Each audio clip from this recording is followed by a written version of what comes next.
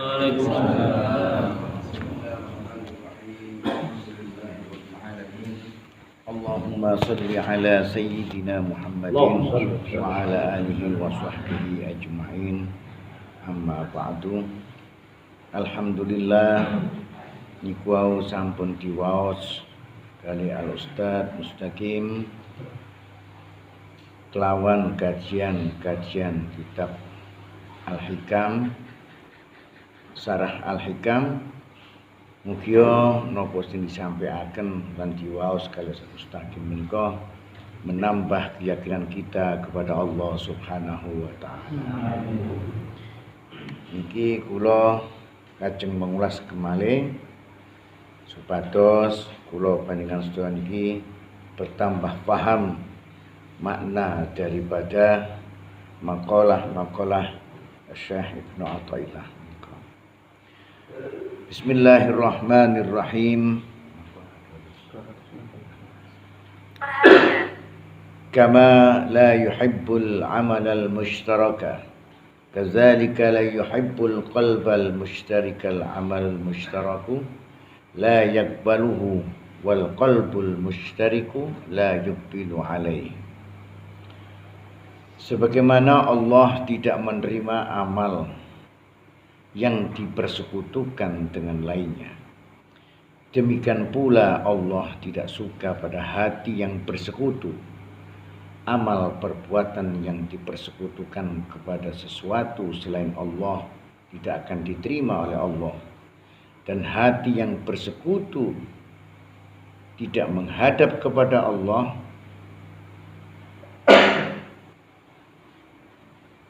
amal perbuatan bersekutu ialah riya, sum'ah, dan dibuat, dan hati yang bersekutu yaitu hati yang masih merasa cinta kepada lain Allah dan mengharapkan atau takut atau menyandar kepada selain Allah. Makalah 216 Syekh Ibnu Athaillah menjelaskan bahwasanya Allah menika mboten nrimo amal-amal perbuatan kula panjenengan sedaya apabila amal niku dilakukan dengan menyekutukan Allah Subhanahu wa taala. Lan Gusti Allah juga mboten remen sing menika ati kula ati panjenengan sedaya niki masih menyekutukan juga kepada selain Allah Subhanahu wa taala. Maksudipun makalah niki lamono kula panjenengan sedaya nglampahi satu amal perbuatan, amal ibadah ingkang dimaksud sing menika kula niki panjenengan sedaya nglampahi tapi mboten krana Gusti Allah, tapi krana saliyane Gusti Allah. Niku macem-macem. Riya niku bentuke macem-macem. Wonten riya niku nglampahi ibadah nang Gusti Allah, tapi niate golek pengalaman, golek pujian, golek kemasyhuran, golek sakliyane Gusti Allah niku namine amal-amal yang disertai penyekutuan kepada Allah. Amal sing kados ngoten niku mboten diterami alias ditolak kalih Gusti. Lan amal sing ngoten niku pun arep-arep ganjaran malah angsal bendune Gusti Allah. Iku tentang apa? Ati nggih ngoten. Ati niki Allah mboten seneng. Lek ati kula sampeyan iki masih ada keyakinan bahwa selain Allah ada tempat untuk bergantung. Sampeyan yakin ati kula sampeyan sedaya bahwa selain Allah bisa menyelamatkan. Berarti ati kula sampeyan iki padha karo gak ngadep nang Gusti. Lek sampean yakin saliyane Gusti Allah saged damel sandaran atau saged didamel penyerahan, pasrah, perlindungan. Sampeyan yakin saliyane Gusti Allah wonten niku padha karo sampeyan nyingkur Gusti Allah tapi madhep napa sing saged saliyane Gusti Allah niku Allah sangat marah, sangat pencemburu, dan Allah juga tidak akan memperhatikan orang tersebut. Lek kula sampean gak ngereken Gusti Allah gak terpengaruh, gak rugi. Lek sampean ngereken Gusti Allah ya gak untung. Tapi lek kula sampean gak direken Gusti Allah bakal hancur. Ya apa sih? Wong sakniku sedaya dugi Gusti Allah. Sedaya. Napa sing mboten dugi Gusti Allah? Sampeyan dudukna setunggal mawon. Enten nak sedaya niki dugi saliyane Gusti Allah. Setunggal mawon. Mboten enten. Sedaya niku dugi Gusti Allah. Lho lek kula sampeyan gak direken apa dadi wong? Dadi apa sampeyan? Hancur sampeyan, tidak akan jadi apa-apa. Nah, di sini pengertiannya. Cobalah kita ketika kita beramal ibadah. Amal ibadah napa mawon. Yang paling utama amal ibadah salat. Lakukan ibadah salat itu benar-benar karena mencari ridha Allah. Dan hadapkan hati kepada Allah ketika salat. Ketika itu kita meyakini bahwa tiada yang berhak disembah kecuali Allah. Tiada tempat untuk berlindung kecuali Allah. Dan tiada tempat untuk menolong kecuali Allah. Lho berarti ati kula ambek atine sampean madhep nang Gusti Allah. Wis amalane iku manglakoni krana menungso. Wis krana ingin dielem. Wis krana ingin dianggap pinter, dianggap termasmur, dianggap hebat. Atine gak ngadep nang Gusti Allah kaya-kaya wong iku mang sing luwih agung timbangane Gusti Allah, maka Gusti Allah gak bakal ngkei ganjaran wong sing nglakoni ibadah kados ngoten, malah angsal bendune Gusti Allah. Kemudian makalah selanjutnya, anwarun uzina laha fil wusuli wa anwarun uzina laha fit dukhuli. Beberapa nur ilahi hanya diizinkan oleh Allah untuk sampai ke hati, dan ada beberapa nur ilahi yang lainnya diizinkan oleh Allah untuk masuk ke dalam hati. Makalah 217 menika Syekh Ibnu Athaillah menjelaskan, ketika makalah Syekh Ibnu Athaillah menyebutkan nur ilahi, itu berarti yang dimaksud ilmu keyakinan. Paham nggih? Nur ilahi niku ilmu keyakinan atau ilmu mengenal Allah Subhanahu wa taala. Wonten beberapa di antara manusia niku Allah memberikan keyakinan itu ada pada lintasan-lintasan hati. Jadi wonten dik lebeti hati, wonten dik lintasan-lintasan hati. Wonten malih kali Gusti Allah dikehendaki masuk dalam relung hati ana jerone ati. Sing ana lintasan-lintasan hati ini biasane wong iku kadang eling, kadang gak eling. Kadang taat, kadang bejat. Iki sing ana lintasan hati. Kenapa? Soale lek sik tasik wonten di lintasan hati, karena hati ini selalu terpengaruh, lintasan ini selalu berubah lintasan, dikarenakan dari pandangan, dikarenakan dari pendengaran, dikarenakan dari rasa ciuman ataupun rasa sentuhan. Maka nopo mawon sing ana di lintasan hati, misalkan A, kemudian mata ketika itu melihat sesuatu yang bersifat B, maka A-nya ini akan hilang, akan berganti B. Ketika B ini melihatnya ada dalam lintasan hati, kemudian telinga mendengarkan C, maka C pun akan menempati lintasan hati, B ini hilang. Ketika nur iman ada di dalam lintasan hati, kemudian mata melihat, telinga mendengarkan sesuatu, itu bisa menyingkirkan nur iman tadi di dalam lintasan hati. Tapi lek wonten dik lebete ati, niki mboten saged ilang.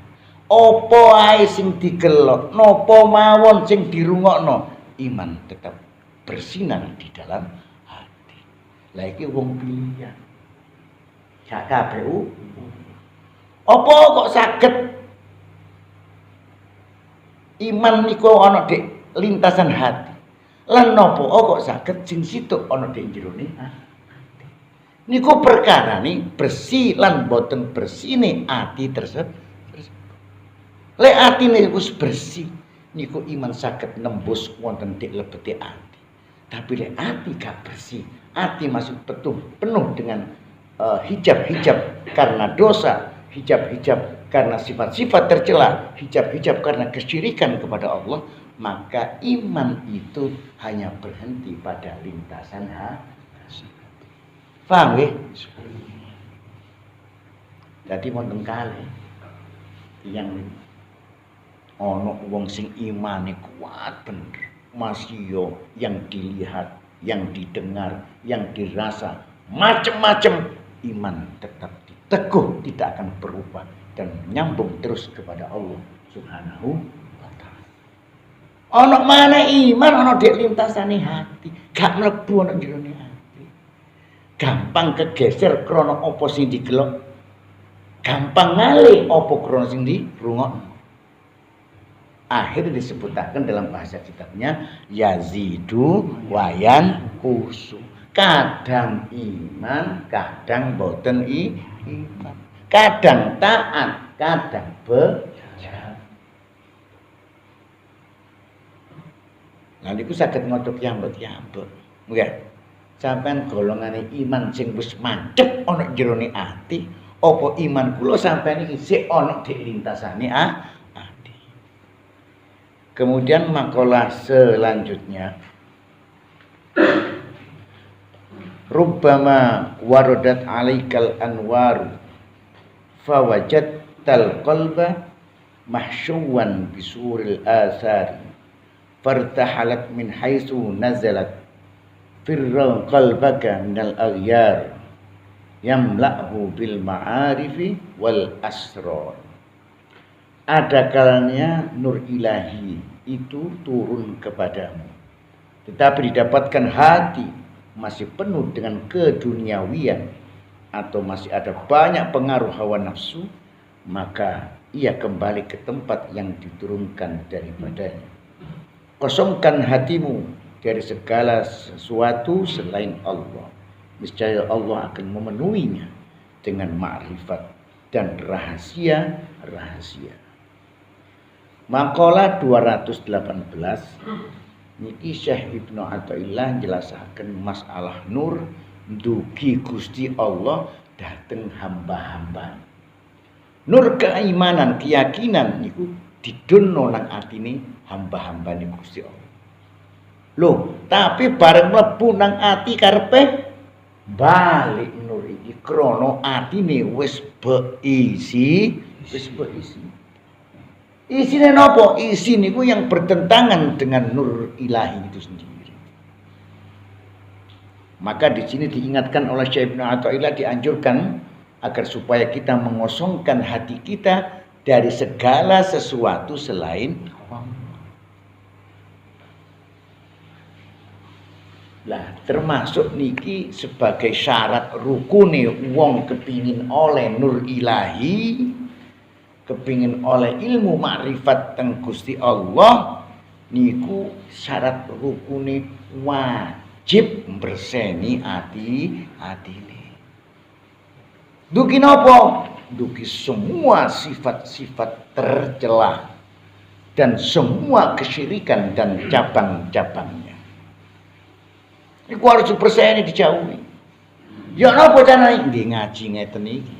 Mangkane tanglet lek mboten paham niku tanglet pun mendel tok mawon. Ya napa lek ngeten, ya napa lek ngeten, ya napa Ustaz lek ngeten niku tanglet. Lek mboten tanglet mungkin mboten semerah. Soalnya yang memahami ilmu-ilmu tentang ilmu hati itu bagi orang-orang yang dikehendaki oleh Allah Subhanahu wa taala. Gak umum. Gak umum. Istilah dokter ngoten sifatnya spesialis kolbi. Spesialis hati. Nah saiki sampean tompo lorone ati, nompo nang ngene dokter kuping kira-kira nyambung napa mboten? Lah golek dokter ati ki repot. Repot.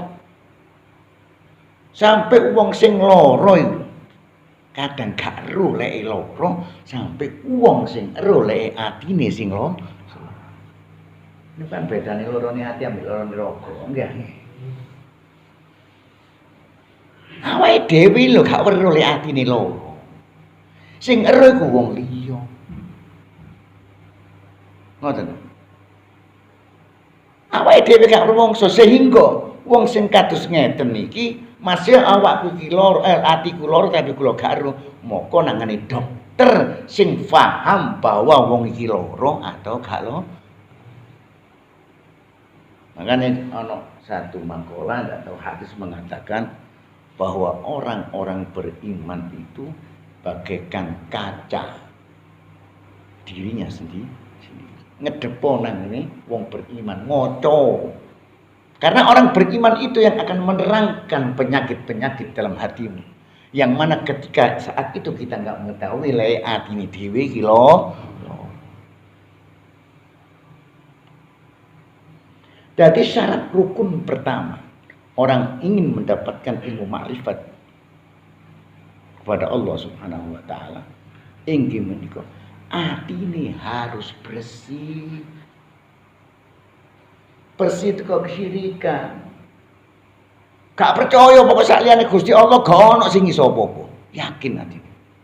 Saliyane Gusti Allah goblok kabeh, lemah semuanya. Butuh semuanya. Yakin ono di hati.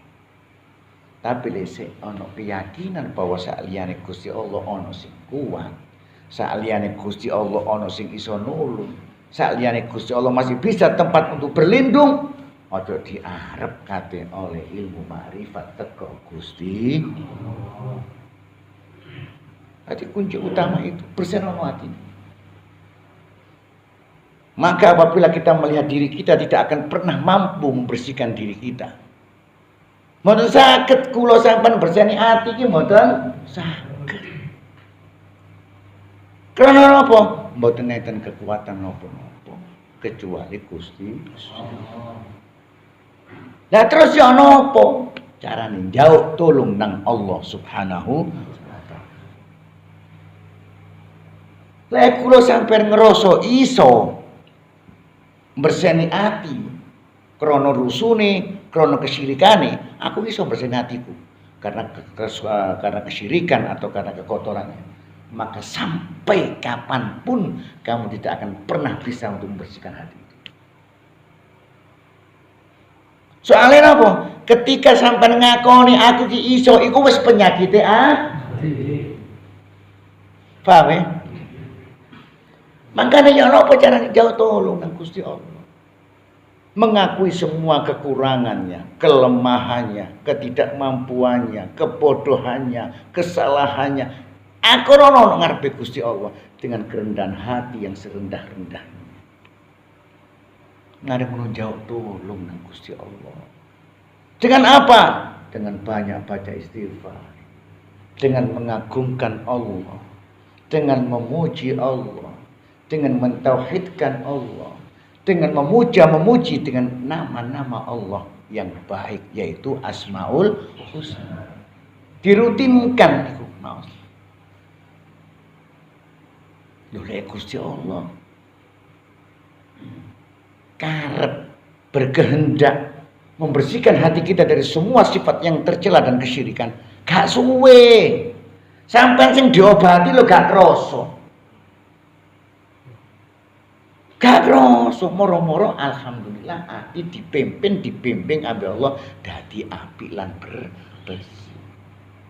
Gusti Allah golek nambani gak tau krasa. Sifatnya latifun, halus. Ojo maneh loro penyakit-penyakit ati. Penyakit rokok, sampean loro untu, sampean loro greges, sampean loro ngeluh, loro napa mawon. Ketika Allah memberikan kesembuhan, krasa sampean. Krasa napa mboten? Iku saking aluse sifate Gusti. Jadi kembali kepada persoalan itu. Lek kula sampean kepingin oleh makrifat, oleh ilmu makrifat dugi Gusti Allah. Syarat rukun iki ayo berusaha membersihkan hati kita dari sifat-sifat yang tercela dan kesyirikan-kesyirikan juga cabang-cabangnya dengan cara memohon kepada Allah Subhanahu wa taala. Insyaallah lek kados ngoten, Allah akan memberikan ilmu nur ilahi, yakni ilmu kemakrifatan lan disukani pula kali Gusti Allah hati kula dengan pemahaman rahasia-rahasia yang diberikan Allah Subhanahu wa taala. Kemudian makalah selanjutnya, la tastabti minhun nawal walakin istastabti min nafsika wujudal ikbal. Jangan merasa lambat datangnya kurnia pemberian Allah kepadamu, tetapi hendaknya engkau merasakan kelambatan dirimu untuk menghadap Allah Subhanahu wa taala. Ada kalanya kados kula panjenengan sampun memahami kados ngeten. Berseni ati kok gak iso-iso. Wis njauk tulung nang Gusti Allah, kok ati ki sik gak cepet-cepet diberseni ambek Gusti Allah, kok sik tetep rusuh ae. Ngoten lho. Nggih. Wong iku pembahasannya tentang pembersihan hati. Napa sampean wis njauk tulung nang Gusti Allah kanggo berseni ati? Sampun napa dereng? Lek ada nganggen ini bledur. Sampun napa dereng? Sebagian yang mungkin sudah pernah memohon kepada Allah agar hati kita dibersihkan oleh Allah dari semua sifat tercela dan kesyirikan-kesyirikan. Tetapi kenapa hati kita ini kok seru? Ojo ngrasa lambat. Ojo ngrasa lawang kesuwen sih Gusti Allah pun sampai warang ngoten. Ampun sampai warang ngoten. Tapi ayo kita melihat diri kita sendiri. Apa awak dhewe iki wis memperhatikan apa-apa yang telah menjadi satu kewajiban kita dahulukan. Apa kene wis perhatekno panggilan-panggilane Gusti Allah? Krungu adzan prek langsung berangkat. Oh perhatekno dikongkon sedekah prek langsung rutak. Dikongkon poso langsung poso. Apakah kita memperhatikan seperti itu? Atau sebaliknya kita memperlambat panggilan-panggilan Allah itu atau perintah-perintah Allah itu? Paham nggih? Ojo gampang nyalan Gusti Allah. Rezeki itu dijalan kok sik suwe ngene. Ojo nyalan. Apa awak dhewe iki selalu menyambut panggilan Allah. Selalu menyambut perintah-perintah Allah. Lah iku sing dikoreksi nang awake dhewe. Lalu awak dhewe gak tau ngreken ambek panggilane Allah. Gak tau ngreken ambek perintah-perintah Gusti Allah. Kate yo diperhatikan nang mbok rumangsa, mbok isin. Tadi makalah 219 menika mengajari kita menyadarkan diri. Ojo ngrasa lambat atas karunia yang diberikan dari Allah. Tapi ngrasa ambek awake dhewe, apakah kami manusia hamba Allah ini memperhatikan panggilan dan perintah-perintah Allah? Kalau enggak ya pantas carane Gusti Allah gak cepet-cepet ngene. Ngoten nggih. Kemudian makalah terakhir, hukukul fil awqati yumkinu qada'uha wa hukukul awqati la yumkinu qada'uha idma min waqtin yaridu illa walillahi 'alaika fihi haqqun jadidun wa amrun akidun fa kaifa taqdi fihi haqqa ghairihi wa anta lam taqdi haqqallahu fihi. Kewajiban-kewajiban di dalam waktu dalam dapat diqadanya, tetapi hak-hak yang disediakan oleh Allah dalam waktu tidak dapat diulanginya. Sebab tiada sesuatu waktu melainkan ada hak dan kewajiban yang baru dan perintah yang ditekankan. Maka bagaimanakah engkau akan menyelesaikan hak yang lainnya sedangkan engkau belum menyelesaikan hak Allah dalam waktu itu. Maqalah 220 Syekh Ibnu Athaillah menjelaskan bahwa wonten kewajiban-kewajiban niku le ditinggalno saged dikoto. Tapi wonten waktu-waktu sing boten saged dikoto. Maksudnya ngeten. Dalam pandangan ilmu syariat, lek kados kula sampean ninggalno waktu sembahyang pas auqatiha, pas waktunya kula sampean iki gak iso nglakoni. Iku saged mundur sak jam, 2 jam, atau misalkan kebabas sampai telas jami niku saged dikodok. Yang dikodok niku amal ibadah sholatnya, bukan waktunya. Paham ya? Ini dalam pandangan syariat. Jadi Allah Subhanahu wa taala memerintahkan dalam hal ibadah sholat niki contohnya. Pas pada waktunya kita harus melakukan. Kemudian kita meninggalkan. Saged diqadha amal ibadah sholat niku. Tapi mohon saged mengqadha fadilah yang disediakan oleh Allah di dalam waktu yang telah ditentukan itu. Jadi lek ono sewu Gusti Allah netepno sembayang beduk niku jam 12 misalnya nggih ya. Waktu itu waktu yang telah ditentukan oleh Allah. Maka waktu itu Allah pun telah menyediakan karunia-karunia, fadilah-fadilah yang besar untuk orang yang melakukan salat pada waktu itu. Lah, ternyata kula sampeyan iki mboten saged nglakoni. Bukrono males, bukrono penggawean, bukrono liyane, alhasil sampai gak pas pada waktunya tapi di lain waktu.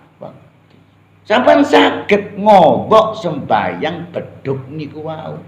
Amal salat niku saged dikodok, tapi fadilah ini tidak bisa dikodok. Ono iya pada waktu itu sah. Paham maksudnya nggih? Iki tentang pandangan lahir. Pandangan batiniah niku maksudnya ketika kula sampean diuji oleh Allah wau mampun disterangaken. Ketika sampean mendapatkan ujian dari Allah Subhanahu wa taala, mungkin ujian itu menyakitkan, mungkin ujian itu sangat membuat kita sedih, maka saat itu kewajiban kula sampean diwajibkan untuk bersabar menghadapi ujian itu. Gak kena sabar iku ditunda. Paham ya? Sabar itu gak kena ditun. Artinya seluruh amalan-amalan hati itu tidak ada waktu untuk ditunda. Lek amalan lahiriah iso ditunda. Lek amalan hati gak iso ditunda. Sabar gak iso ditunda. Ikhlas gak iso ditunda. Tawadhu gak iso ditunda. Syukur ya gak iso ditunda.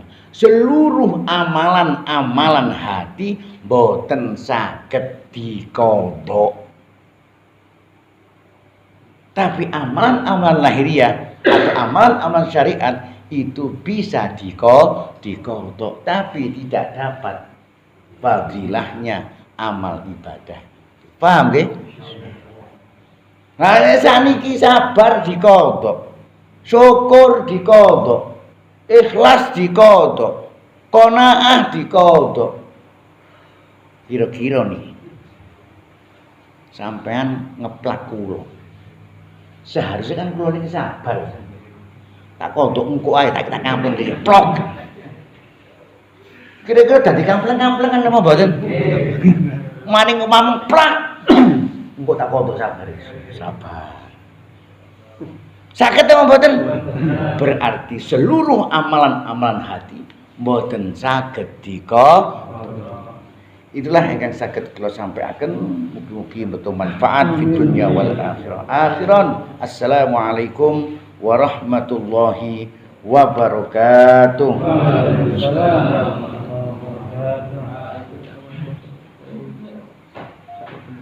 Apa cari ketuanya?